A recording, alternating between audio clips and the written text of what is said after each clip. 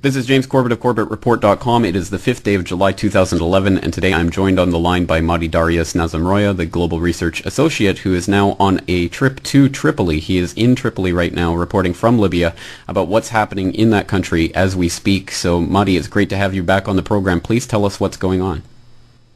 Okay. They've been bombing sites that have nothing whatsoever to do with military facilities, combat, or command and control. They've been bombing granaries, food storage places, hospitals. People from around the world have seen it. I've spoken to foreign nationals who've been living here for business reasons or for family reasons, or they just like Libya generally. A fellow Canadian was telling me it was hell. They bombed everywhere. Residential areas, they've been bombing for no reason. I spoke to an Italian lady the other day.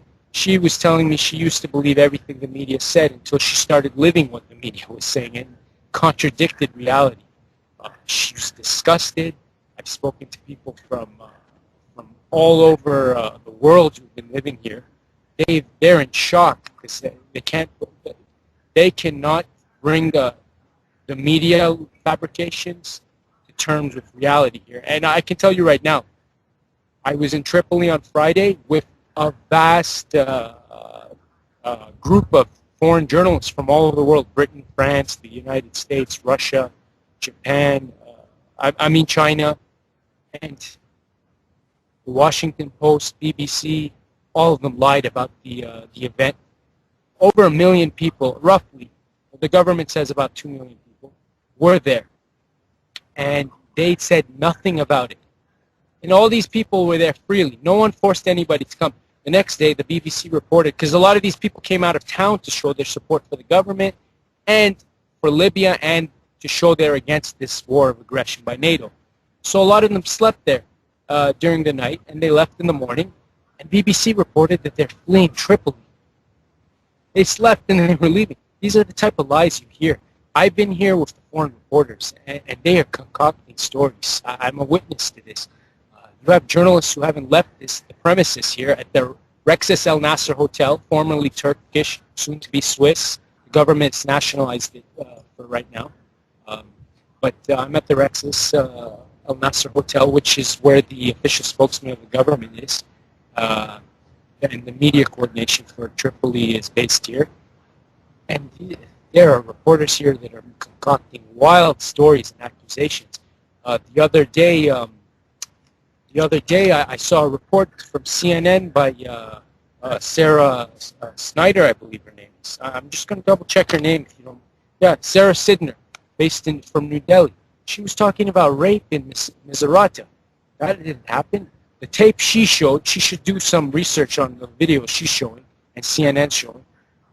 That was a domestic event that happened months before this conflict in Tripoli. The accent of the person wasn't even an accent from that area of Libya. It was from Tripoli, and they knew each other. It was a rape, it was abuse, but it was not soldiers raping a woman, okay? It was totally spun. These accusations of rape are false. They're using depleted uranium here.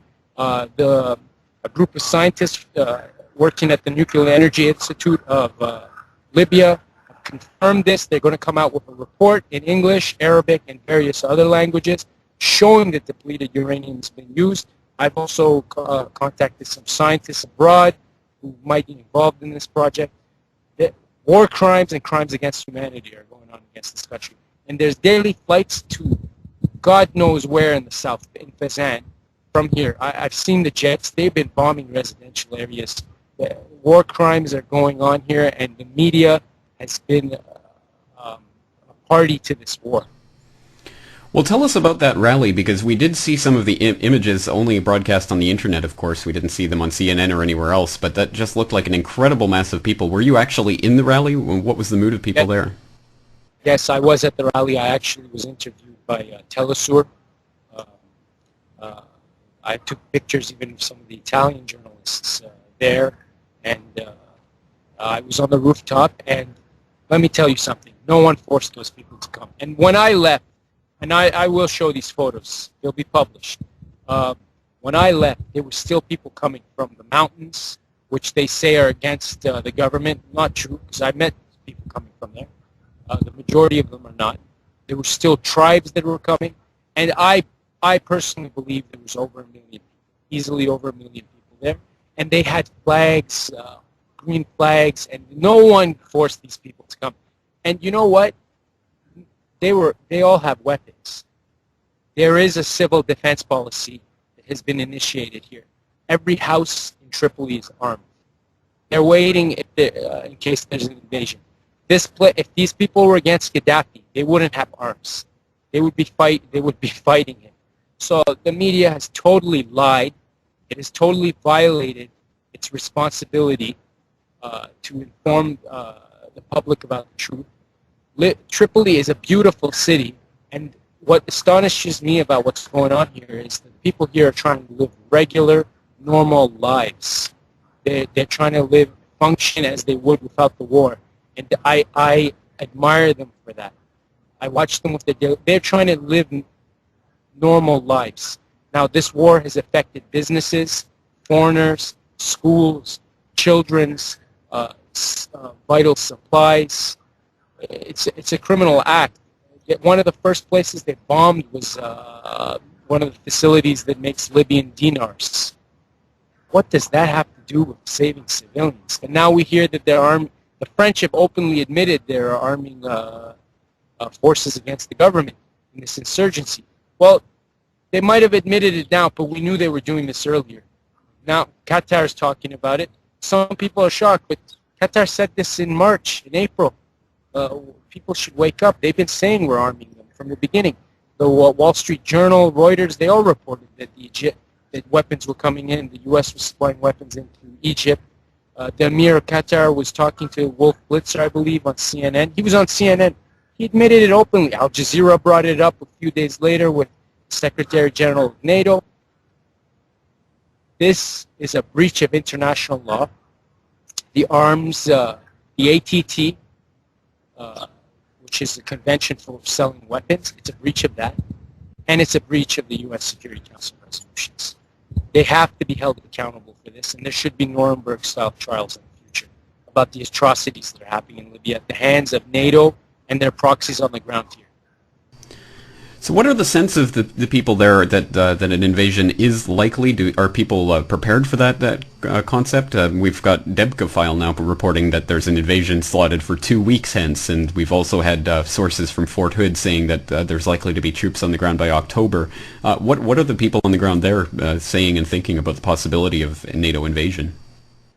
Well, I have news that reached Tripoli from Capitol Hill that congressmen are talking about ending this on the ground. And as you probably know, and a lot of your viewers and listeners know, Senator McCain and a core of American politicians were for boots on the ground from the beginning. NATO has not ruled that out either. The Supreme Commander of NATO, who's a U.S. Admiral, has also confirmed that that's a possibility. He calls it a stabilization mission. These were all said at the beginning. These are not new things that are going to happen. Now, the people's mood, the people will fight. I guarantee you, seeing them, talking to them, they are ready, they will fight. Every single house in Tripoli and the district around it will be turned into a barrack. NATO, the North Atlantic Treaty Organization, would have to be fools to invade this country. That's why they haven't done it now. They would have to be fools, and I think we're going to see the graveyard of NATO if they enter this country. It's going to be the beginning of the end for this this terrible military alliance that's purely aggressive, not defensive whatsoever. Yugoslavia, Afghanistan, it's a good riddance to garbage. But every single person in this country, women, child, man, they're ready. They're armed and they're ready. They have neighborhood defense organizations. They've been armed. That was not a threat. They've been armed. And they're waiting in case there is an invasion. Now, I'm not going to speculate whether the invasion is going to happen or not, but I will tell you, if it does happen, it's going to be a huge mistake. Well, last time we talked, you were talking about how Syria might be next on the chopping block, and it seemed like this was something that was going to carry on with some momentum, but it sounds like you've changed your mind, and you think that this will actually be the final resistance. No, I haven't changed my mind. I think Syria still in the crosshairs. I just think the means by which they'll do this to Syria and Lebanon is going to be different. It won't be a direct invasion. They have a whole toolbox of aggressive methods that they use against countries. It could be low-spectrum warfare, narcotics, color revolutions. Syria is a full ally of Iran. It's a staunch strategic ally of Iran. If they go to war with Syria, you're going to see Iranian intervention because of the military mutual defense pact both these countries have. Tehran will come to Damascus' aid. I guarantee that. I've spoken to people here who come from that part of the world, and they're saying the same things on the same lines that I'm saying. You'll also see other players get involved in this war. Russia has bases there. The Chinese have interests. This is why they didn't agree with any movements against Syria. You won't see an invasion of Syria yet. That in the future, that might happen. But if that happens, it's going to be a broader war that will involve Tehran and other countries. It will go right from the Eastern Mediterranean, involve Lebanon and Jordan, all the way to the Chinese border. That's what's going to happen. A major war would break out if they invade Syria. This is why we see the Turks. The Turks are a major player in this. The military bases that NATO has there are being transformed. Now you're seeing NATO troops being transferred from Spain and Germany to Turkey. Turkey will play a much more active role in NATO's military roadmap in the Middle East, and those bases can be used against Iran and Armenia as well. Armenia is an Iranian and Russian ally, and it's a part of the Collective Security Treaty Organization. And this will obviously have ramifications for the relations between Georgia and Russia will be a target eventually as well with its former Soviet allies. So the picture does not look good in the long term. Right now, color revolution is what they're going for in Syria, and they're supplying weapons and funding to opposition groups. But I don't think we'll see a military intervention yet. And despite what Senator Lieberman and his colleagues say about invading Syria and Iran, just like Libya, we'll see. What happens in Libya is a measuring stick for what's going to happen in Syria, Iran. So if they're successful here, we can see them turning their heads there. But they're not near any type of success here in regards to the western part of the country. They have managed, albeit, to divide the country. But I'll tell you, in the east, most of the fighters are not Libyans. Most of the fighters have been brought in. Even before I came, my trip was delayed because the highway from Jerba in Tunisia, which is the main city on the frontier, the highway was closed off for a while because about 160 foreign fighters were brought in by sea. They were brought in by sea. There's no way they came by land. It was NATO that brought them there. They were there, and all they were there was for destabilization, and they cut off the road for a while. And on the way, there was at least 50 checkpoints on the way to Tripoli, and the people who manned these were volunteers, old people, young people, people of various walks of life. This is a resistance of the Libyan people against NATO, and I'm sorry to say some of the Libyan people have been hoodwinked by NATO and the media, and they're turning against their brothers and sisters. And this has been a poison in Libya, and the Arabic term for it is fitna, division, which we can call in strategic terms balkanization. Yes, they've divided this country, but the East, this is not an East-West thing, but the forces in the East are a minority, and I can tell you that with full confidence. Well, we've heard in the alternative media, obviously not in the mainstream press in North America, but in the alternative media, there's been reports of the atrocities that are being committed by the so-called rebel troops and forces, primarily against the black population in Libya. What have you seen on the ground of evidence of that kind of atrocity going on? Well, I not just on the ground. I've seen video footage before I entered the country about that, documented that's been happening. That has been happening, yes. Libyans of black skin have been scapegoated.